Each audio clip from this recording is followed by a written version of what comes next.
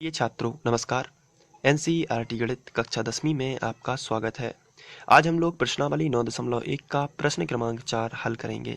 तो आइए सबसे पहले प्रश्न पढ़ लेते हैं। इसमें दिया गया है, भूमि के एक बिंदु से जो मीनार के पाद बिंदु से 30 मीटर की दूरी पर है, यदि मीनार के शिखर का उन्नयन कोण 30 अंश है तो मीनार की ऊंचाई ज्ञात कीजिए।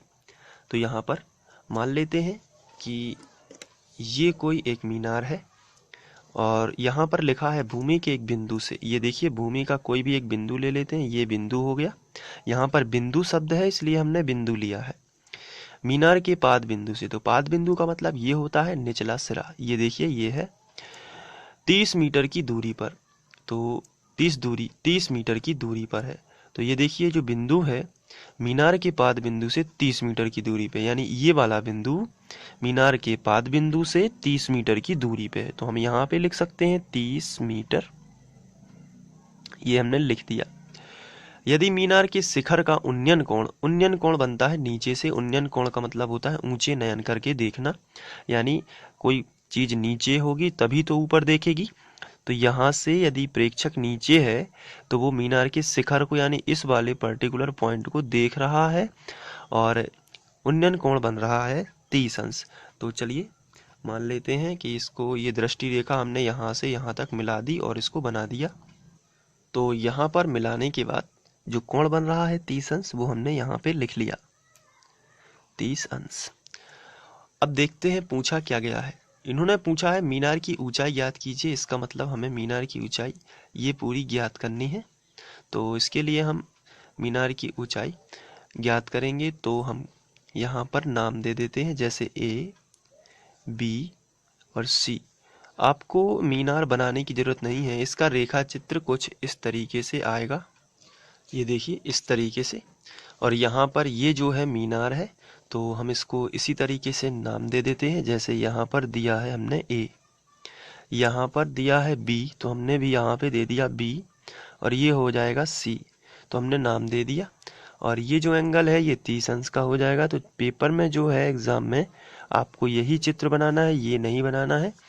और ये हो जाएगा 30 मीटर, क्योंकि ऐसा चित्र बनाने में आपका टाइम भी लगेगा और एग्ज़ाम में निश्चित समय होता है, इसलिए थोड़ा ध्यान रखें।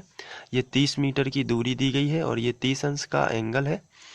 और ये मीनार की ऊंचाई जो है इसे ज्ञात करना है। इसे हम AC कहेंगे। इसको हम H भी मान सकते हैं, लेकिन H मानने का कोई मतलब नहीं होगा, क्योंकि AC का जो मान होगा वही तो H का मान होगा, वही तो मीनार की ऊंचाई होगी। इसलिए हम यहाँ पर AC ही रखते हैं।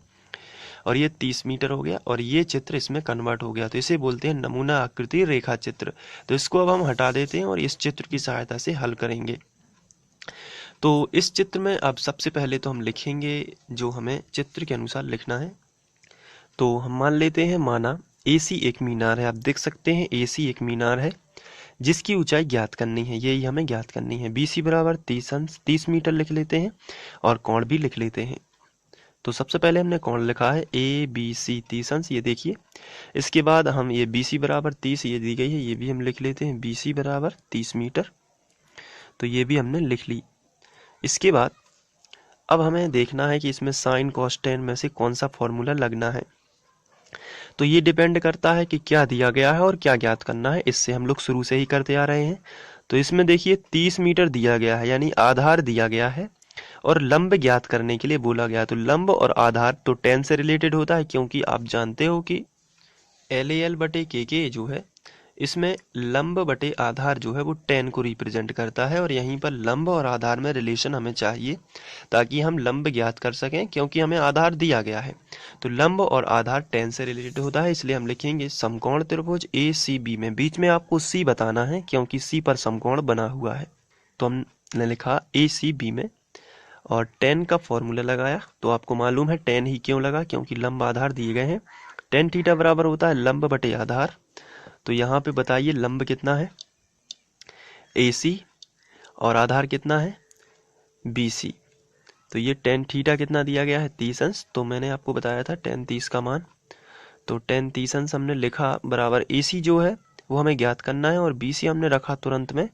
BC कितना दिया गया है 30, तो हमने यहाँ पे रख दिया 30। 10 30, जो 30 साल का आदमी होता है उसके सिर पर बाल होते हैं, यानी 1/√3 बराबर AC बटे 30। ये हमने लिखा, त्रियक गुणा कर दिया, AC का करनी 3 में आ गया तो AC करनी 3 बराबर 30 का गुणा 1 में किया तो आया 30 एकम 30। तो करनी 3 नीचे आ जाएगा तो AC बराबर 30 बटे करनी 3, ये आ गया। तो अब हम इसका परिमेयकरण कर देते हैं, तो चलिए कर देते हैं। तो करनी 3 का ऊपर भी गुणा करेंगे, करनी 3 का नीचे भी, तो 30 बटे करनी 3 ज्यों का त्यों गुणित करनी 3 बटे करनी 3, ये हमने कर दिया। तो AC मिलेगा, 30 का करनी 3 में होगा गुणा तो आएगा 30 करनी 3, और यहाँ पर करनी 3 का करनी 3 में तो 3 बाहर आ जाएगा, तो 30 धाम 30, ये 10 आ जाएगा। तो AC बराबर मिलेगा 10 करनी 3। तो अतः मीनार की ऊंचाई हो जाएगी 10 करनी 3।